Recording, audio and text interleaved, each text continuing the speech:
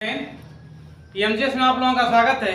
आज हम लोग जानेंगे प्रतिरोधों के संयोजन के बारे में। प्रतिरोधों का संयोजन कैसे होता है, कैसे प्राप्त प्रतिरोधों से हम लोग जैसे भी प्राप्त प्रतिरोध रहते हैं, कैसे भी प्राप्त प्रतिरोधों को जोड़कर हम लोग वांछित प्रतिरोध कैसे बनाते हैं, आज इसके बारे में हम लोग समझेंगे। किसी भी प्राप्त प्रतिरोधों से वांछित प्रतिरोध कैसे बनाए जाते हैं, इसी के बारे में समझेंगे।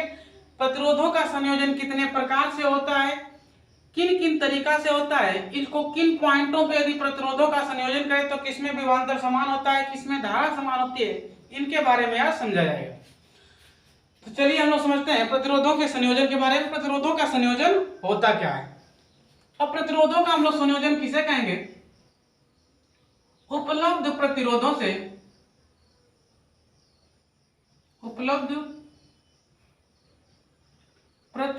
से वांछित प्रतिरोध बनाना, वांछित प्रतिरोध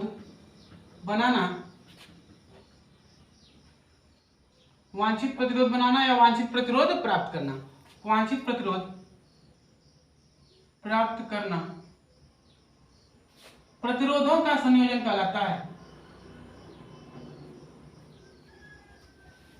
प्रतिरोधों का संयोजन कहलाता है। यदि कोई भी प्रतिरोध हो, वो प्रतिरोध हमारे पास प्राप्त हो, यदि प्राप्त प्रतिरोध है उससे हमको बनाना है वांछित प्रतिरोध, तो वांछित प्रतिरोध बनाने के लिए जो क्रिया करते हैं उसे ही हम लोग कहते हैं प्रतिरोधों का संयोजन। जैसे माना कि एक यह प्रतिरोध है 2 ओम का, ये 2 ओम का एक प्रतिरोध हो गया, दूसरा भी एक 2 ओम का प्रतिरोध है, यह भी हो गया एक 2 ओम का प्रतिरोध, 2 ओम 2 ओम, दोनों प्रतिरोध 2-2 ओम के हैं। अब इसको हमको जोड़कर एक तुल्य प्रतिरोध बनाना है, तुल्य प्रतिरोध बनाना होगा। तो अब इस तुल्य प्रतिरोध को हम लोग कैसे बनाएंगे, किस श्रेणी में जोड़ेंगे, इसी को समझा जाएगा। अभी 2 और 2 को हम लोग जोड़े, इस क्रम में जोड़े कि एक ही प्रतिरोध बन जाए और 4 ओम का बन जाए। जैसे 2 व्यक्ति किसी भी दीवार को एक दिन में बना दे रहे हैं, 2 व्यक्ति किसी दीवार को एक दिन में बना दे रहे हैं, कोई ऐसा व्यक्ति खोजिए, कोई ऐसा व्यक्ति खोजा जाए जो उस दीवालिया को अकेले एक दिन में बना दे। 2 व्यक्ति किसी दीवार को एक दिन में बना देते हैं, कोई ऐसा व्यक्ति खोजें कि वह अकेले ही उस दीवालिया को एक के दिन में बना दे, तो ऐसा हो सकता है ना। तो अब इसको हम लोग किस क्रम में जोड़ेंगे, उसे हम लोग कहेंगे तुल्य प्रतिरोध। तो यदि हम 2 और 2 को जोड़ दें तो इसे हम लोग श्रेणी क्रम में यदि जोड़ेंगे तो ये हो जाएगा 4 ओम का प्रतिरोध। यदि यह जुड़ गया तब इसे हम लोग कहेंगे तुल्य प्रतिरोध, तुल्य प्रतिरोध। ठीक, तो इसे हम लोग क्या कहेंगे, तुल्य प्रतिरोध, आर तुल्य, ये हो गया तुल्य प्रतिरोध। तो जब 2 या 2 से अधिक प्राप्त प्रतिरोधों को जोड़कर वांछित प्रतिरोध प्राप्त किया जाता है, अपने आवश्यकता के अनुसार हम लोग प्राप्त कर सकते हैं प्रतिरोध, तो उस प्रकार के प्रतिरोधों के संयोजन को हम लोग कहते हैं प्रतिरोध का संयोजन। यहां तक समझे, नोट भी करते रहेंगे आप लोग। ये आगे हम जाने प्रतिरोधों का संयोजन कितने प्रकार से किया जाता है, प्रतिरोध कितने प्रकार से जोड़े जाते हैं। जो प्रतिरोध होते हैं, प्रतिरोधों को मुख्यतः 3 प्रकार से संयोजित किया जाता है। प्रतिरोधों को कितने प्रकार से संयोजित किया जाता है, 3 प्रकार से। प्रतिरोधों का संयोजन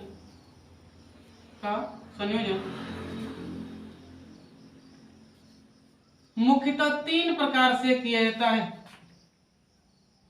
3 प्रकार से किया जाता है, 3 प्रकार से किया जाता है। प्रतिरोधों का संयोजन मुख्यतः 3 प्रकार से किया जाता है। जो प्रतिरोध होते हैं इन्हें हम लोग 3 प्रकार से जोड़ते हैं। पहला होता है श्रेणी क्रम संयोजन, श्रेणी क्रम संयोजन। दूसरा होता है समांतर क्रम संयोजन, समांतर को एक दूसरे नाम से हम लोग जानते हैं पार्श्व क्रम संयोजन। तो यहां पे हम लिख दे रहे हैं समांतर या पार्श्व क्रम संयोजन। इंग्लिश में इसको हम लोग बोलते हैं सीरीज, समांतर को बोलते हैं पैरेलल, अब तीसरा होता है मिश्रित क्रम संयोजन। क्रम संयोजन प्रतिरोधों को कितने प्रकार से जोड़ा जाता है? 3 प्रकार से। श्रेणी क्रम संयोजन, पार्श्व या समांतर क्रम संयोजन, मिश्रित क्रम संयोजन। जो श्रेणी होता है, अब इसको किसे हम लोग जोड़ते हैं, अब इसको हम लोग समझेंगे। तब तक इसको हम लोग मिटा रहे हैं, आगे आप लोग नोट भी करते रहेंगे। अब समझा जाए कि श्रेणी क्रम संयोजन क्या होता है, श्रेणी क्रम को हम लोग कैसे जोड़ते हैं। जो श्रेणी क्रम होता है यह कैसे जोड़ा जाता है।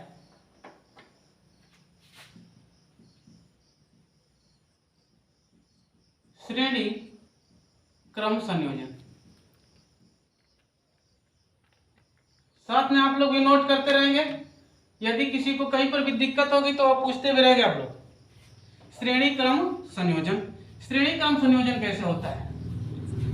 जब 2 या 2 से अधिक प्राप्त प्रतिरोधों को, जब 2 या 2 से अधिक प्राप्त प्रतिरोधों को एक सीधी लाइनिंग में, एक सीधे चालक में जोड़ा जाता है, तो इस प्रकार के संयोजन को श्रेणी क्रम संयोजन कहा जाता है।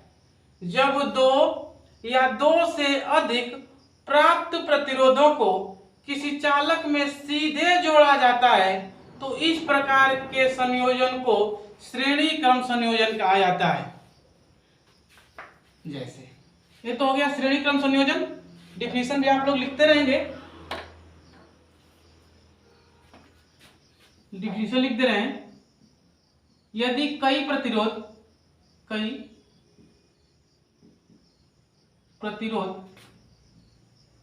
एक सीधी चालक के साथ जोड़े जाते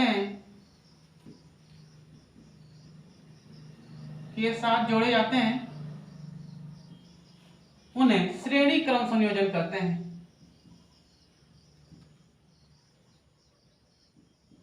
श्रेणी क्रम संयोजन कहते हैं। यदि कई प्रतिरोध हैं, कई प्रतिरोधों को हम एक सीधी लाइनिंग में, एक सीधे चालक में हम लोग जोड़ रहे हैं, तो इसे हम लोग कहेंगे श्रेणी क्रम संयोजन। अब श्रेणी क्रम जो संयोजन होता है, यह श्रेणी क्रम संयोजन किन किन बातों पर निर्भर करता है तथा कैसे कैसे जोड़ा जा सकता है, इसका दूसरा डिफिनीशन आप लोग दूसरे तरीका से हम याद करा दे रहे हैं अभी। जैसे यह हो गया एक प्रतिरोध, यहां से कोई दूसरा प्रतिरोध होगा, इसको भी हम लोग जोड़ेंगे। ये हो गया दूसरा प्रतिरोध, ये रहा तीसरा प्रतिरोध। 3 प्रतिरोध होंगे, प्रतिरोधों की संख्या हो गई 3। अब यहां से हम इसको लाते हैं, इसको जोड़ देते हैं एक बैटरी से, और यहां पर लगा दिया जाए एक कुंजी। क्या लगा दिया जाए? कुंजी लगा दिया जाए। यहां पर लग दिया कुंजी, यानी जिसको हम लोग स्विच कहते हैं, बटन। ठीक है, यह जो प्रतिरोध है, यह प्रतिरोध हो गया पहला प्रतिरोध, इसे हम लोग कहेंगे R1 पहला प्रतिरोध। दूसरा प्रतिरोध है, इसे हम लोग कहेंगे R2। तीसरा वाला प्रतिरोध को क्या कहेंगे? R3। R1, R2, R3। यहां पर हम लोग जोड़ दें बैटरी। क्या जोड़ दिया जाए? बैटरी जोड़ दिया जाए। और हमेशा यह आप लोग देखेंगे, हमेशा इसमें आप लोग देखेंगे, हम लोग ये देखेंगे, हमको देखना यह है कि यह प्रतिरोध पहला हो गया, इसे R1, दूसरा हो गया R2, तीसरा हो गया R3 से हम लोग डिनोट कर दिए। पहला प्रतिरोध का यह हो गया पहला सिरा, यह हो गया दूसरा सिरा। यह दूसरा प्रतिरोध है, दूसरा प्रतिरोध का यह वाला हो गया पहला सिरा, यह वाला हो गया दूसरा सिरा। इसको आप लोग ध्यान से समझते रहेंगे। ये हो गया तीसरा प्रतिरोध, संख्या में तीसरा प्रतिरोध हो गया, लेकिन इसका यह हो गया पहला सिरा, यह हो गया दूसरा सिरा। सिराओं को समझ गए। अब इसका दूसरा डिफिनीशन हम लोग समझेंगे। किसी भी प्रतिरोध को, किसी प्राप्त प्रतिरोध को पहले सिरे को किसी बैटरी से, अब बैटरी से आप धन सिरे से जोड़ सकते हैं पहले सिरे को, या तो ऋण सिरे से जोड़ सकते हैं, उसके किसी भी सिरे से जोड़ सकते हैं। तो जो बड़ा वाला सिरा हमको दिखाई देता है चिन्हों में, वो हमेशा क्या होगा? प्लस। जो माइनस वाला होगा वो हमेशा होगा छोटा। तो यह हो गया पहले सिरे को किसी बैटरी से जोड़ा जाता है, तथा पहले प्रतिरोध को दूसरे सिरे को दूसरे प्रतिरोध के पहले सिरे से, आई दूसरा सिरा रहा, ये दूसरा सिरा को हम लोग किससे जोड़ दिए? दूसरा प्रतिरोध के पहले सिरे से। तथा दूसरे प्रतिरोध के दूसरे सिरे को तीसरे प्रतिरोध के पहले सिरे से जोड़ा जाए और आगे भी यही क्रम जारी रहे, तो इस प्रकार के संयोजन को श्रेणी क्रम संयोजन कहा जाता है। यदि पहले प्रतिरोध के दूसरे सिरे को दूसरे प्रतिरोध के पहला सिरा से जोड़े तथा दूसरे प्रतिरोध के दूसरे सिरे को तीसरे प्रतिरोध के पहला सिरा से जोड़े, तो इस प्रकार के संयोजन को श्रेणी क्रम संयोजन कहते हैं। और एक यहाँ पर हम गोल्डन पॉइंट आप लोगों को बता रहे हैं, यह गोल्डन पॉइंट आप लोग कभी नहीं भूलिएगा। यदि रास्ता बदला, यदि रास्ता नहीं बदला, यदि रास्ता नहीं बदला, रास्ता नहीं बदलेगा, यदि रास्ता नहीं बदलेगा तो धारा नहीं बदलेगी, धारा नहीं बदलेगी। यदि रास्ता इसका नहीं बदला तो धारा नहीं बदलेगी। दूसरा इसका गोल्डन पॉइंट, यदि बिंदु नहीं बदला, बिंदु नहीं बदला, यदि बिंदु नहीं बदला तो विभवांतर नहीं बदलेगा, विभवांतर नहीं बदलेगा। यदि जो धारा प्रवाह की दिशा है ना वो परिपथ सीधी रेखा में जोड़ा गया, उस रास्ता को हम लोग नहीं बदल रहे हैं, तो जो धारा का मान होगा कैसा होगा, समान होगा। प्रतिरोध कितना हो लगाइए लेकिन धारा का मान क्या होगा, समान। अब बताइए इसमें यदि हम लोग प्रवाहित कर दे धारा I, तो धारा I का मान सब में समान होगा कि ना, होगा ना। क्यों कि इसका रास्ता क्या है, एक ही है। जब रास्ता एक ही होगा, रास्ता नहीं बदलेगा, रास्ता नहीं बदल रहा है, रास्ता सीधा जा रहा है। जब रास्ता नहीं बदलेगा तो धारा क्या होगी, नहीं बदलेगी। धारा क्या होगा, हमेशा समान होगा। जितना एम्पियर की धारा प्रवाहित कर रहे हैं उतना ही एम्पियर की धारा इसमें प्रवाहित होगी। दूसरा पॉइंट, यदि हम बिंदु नहीं बदलेंगे, बिंदु नहीं बदला तो विभवांतर का भी मान बदलेगा नहीं, लेकिन इसमें हमारा बिंदु बदल गया है। जो पहला वाला सिरा है इसको हम बैटरी से जोड़ दिए हैं, दूसरे सिरे को हम दूसरा प्रतिरोध के पहले से जोड़ दिए हैं। बिंदु बदल गया है बाबू, विभवांतर बदलेगा ही बदलेगा। तो यहाँ पर V का मान हो जाएगा V1, पे V का मान हो जाएगा V2, तीसरा वाले प्रतिरोध पे V का मान हो जाएगा V3। तो सभी प्रतिरोधों पर विभवांतर क्या हो गए, अलग अलग हो गए। यदि बिंदु बदल गया तो विभवांतर भी बदल जाएंगे, बिंदु नहीं बदला तो विभवांतर नहीं बदलेगा। यदि इसका पहला सिरा और इसका भी पहला सिरा एक ही स्थान से जोड़ दिया जाए तो बिंदु एक ही रहा होता, तब विभवांतर को हम लोग भी कहते। लेकिन यहाँ बिंदु बदल गया तो विभवांतर भी क्या होगा, बदल जाएगा। यहाँ तक किसी को दिक्कत, चलिए ठीक है, यहाँ तक किसी को दिक्कत नहीं। तो अब हम लोग आगे बढ़े, आगे बढ़ा जाए, हो गया ना। अब हम लोग समझेंगे तुल्य प्रतिरोध क्या होता है, किसे हम लोग कहते हैं तुल्य प्रतिरोध। यहाँ तक समझ गए। यदि रास्ता नहीं बदला तो धारा का मान नियत रहेगी, यदि बिंदु नहीं बदला तो विभवांतर का भी मान नियत रहेगा। इतना में किसी को दिक्कत, चलिए ठीक है, नोट हो गया। आगे आप लोग तब तक हेडिंग लिखेंगे, हेडिंग लिखेंगे तुल्य प्रतिरोध। तुल्य प्रतिरोध क्या होता है, किसे हम लोग कहते हैं तुल्य प्रतिरोध। किसी भी परिपथ में, लिखते भी रहेंगे, किसी भी परिपथ में सभी प्रतिरोधों के योग को तुल्य प्रतिरोध कहा जाता है। किसी भी परिपथ में सभी प्रतिरोधों के योग को तुल्य प्रतिरोध कहा जाता है। यहां तक दिक्कत किसी को, चलिए अब हम लोग समझते हैं तुल्य प्रतिरोध। तुल्य प्रतिरोध, तुल्य प्रतिरोध क्या होता है, जितने भी प्रतिरोध दिए हैं, यहां मान लिए कि हम दिया है 2 ओम का प्रतिरोध, आगे भी दे दिया 3 ओम का प्रतिरोध, आगे इसके दे दिया 4 ओम का प्रतिरोध। इन चारों ओम के तीनों प्रतिरोधों के यदि हम लोग एक साथ जोड़ दें तो इसी को हम लोग क्या कहेंगे, तुल्य प्रतिरोध।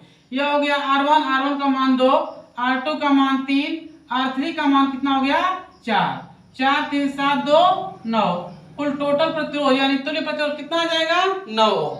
इतना बात समझ में आया। अब ये तो हो गया तुल्य प्रतिरोध। चलिए अब इसके नियम को हम लोग सत्यापन करते हैं कि R बराबर R1 plus R2 plus R3 dot dot इसी तरह जितने भी प्रतिरोध रहेंगे इसको हम लोग कैसे जोड़ सकते हैं, इसके नियम को समझा जाए। तो ओम ने अपना एक नियम दिया था, ओम के नियम से, ओम के नियम से, ओम के नियम से, ओम क्या भैया नियम दिए थे, V बराबर I इंटू आर, V बराबर I इंटू आर। विभवांतर बदलेगा तो प्रतिरोध बदलेगा कि ना, बदलेगा ना, ठीक।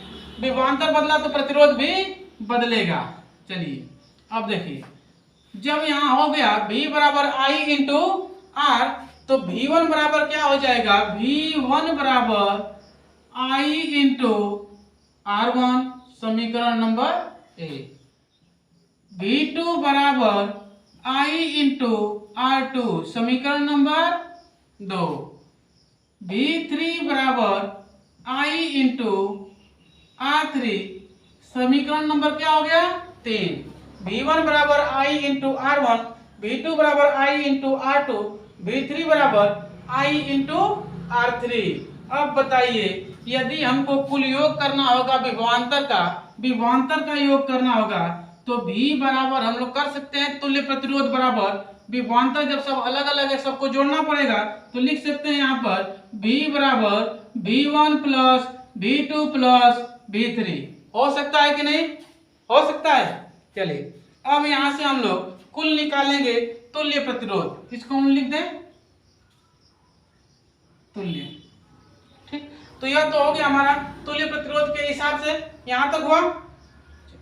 अब आगे हम लोग देखते हैं, यदि हमको निकालना होगा, हम लोग V बराबर ओम क्या बोला था कि V बराबर I इंटू आर, यहाँ पे हम लोग लिख सकते हैं इस V के स्थान पे I इंटू आर बराबर V1 का मान क्या है, V1 बराबर I इंटू R1, तो इसको भी लिख सकते हैं I into R1 plus V2 बराबर I इंटू R2। विभवांतर बदलेगा तो हमेशा प्रतिरोध बदलेगा, हो V2 बराबर I into R2 plus V3 बराबर I इंटू R3। हो गया यहाँ तक। अब बताइए, अब इनमें हमको सभी में देखने में कुछ कॉमन दिख रहा होगा, कॉमन हमको कुछ ना कुछ दिख रहा होगा। यह समीकरण सोल्व होते हुए हमको कुछ बता रहा है कि क्या कॉमन दिख रहा है, अच्छा I दिख रहा है, बहुत बढ़िया। चलिए इधर हो गया I इंटू आर बराबर, इसमें से हमको कॉमन क्या दिख गया, I। इसको रख ले कोष्टक में R1 plus R2 plus R3 बन, I से कट गया भैया I। अब क्या हो गया, कुल तुल्य प्रतिरोध R बराबर R1 plus R2 plus R3 dot dot dot. अब जितना प्रतिरोध आएगा बाबू उसको हम लोग क्या करते रहेंगे, जोड़ते रहेंगे। तो यह हो गया हमारा श्रेणी क्रम संयोजन का फार्मूला ओम के नियमानुसार, बोला कि R बराबर R1 plus R2 plus R3, सीधा जोड़ते जाएंगे। दिक्कत यहां तक किसी को नहीं, चलिए ठीक है, बता रहे हैं, घबराइए ना, नोट करते रहेंगे आप लोग, नोट करते रहेंगे। हो गया, अभी एग्जांपल दे रहे हैं, बताइएगा तुल्य प्रतिरोध, तुल्य प्रतिरोध आप लोग अभी बताएंगे। चलिए सवाल लिखिए आप लोग, तब सवाल लिखिए, हम नोट कर देते हैं। या बोल रहे हैं, लिखिए, किसी भी चालक में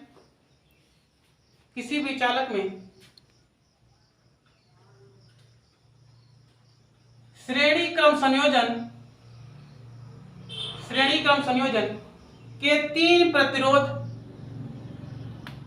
प्रतिरोध को जोड़ा गया है, जिनमें पहला प्रतिरोध R1, जिसमें पहला प्रतिरोध R1 3 ओम, R2 2 ओम, R3 1 ओम। 3 हो गए भैया प्रतिरोध। अब इन तीन प्रतिरोधों का हमको निकालना होगा तुल्य प्रतिरोध। ज्ञात कीजिए आप लोग, फार्मूला अभी निकला था R बराबर R1 plus R2 plus R3, R बराबर R1 plus R2 plus R3। तुल्य प्रतिरोध यानी इसका हम लोग पूरा प्रतिरोध निकालेंगे, तो अब R का मान निकालेंगे। R1 का मान कितना है 3 प्लस R2 का मान 2 प्लस R3 का मान कितना है 1। अब टोटल हम लोग R का मान निकाल देंगे, 3 2 5 6 ओम निकल गया। एक बात हमको तुल्य प्रतिरोध हमको यह बताता है कि जो अलग अलग प्रतिरोधों में जिस प्रतिरोध का मान सबसे अधिक होगा उससे भी अधिक हमारा तुल्य प्रतिरोध आएगा। अलग अलग प्रतिरोधों में जिस प्रतिरोध का मान सबसे बड़ा होगा, सबसे अधिक होगा, उससे भी अधिक आता है क्या चीज? तुल्य प्रतिरोध। यहां तक किसी को दिक्कत नहीं ना? चलिए ठीक है, आगे हम लोग समझेंगे। अब ये तो हो गया श्रेणी क्रम संयोजन। आगे हम लोग समझेंगे समांतर क्रम संयोजन। समांतर क्रम संयोजन क्या होता है? समांतर क्रम संयोजन। अब इस समांतर क्रम संयोजन को हम लोग समझेंगे अगले वीडियो में। तब तक के लिए जय हिंद।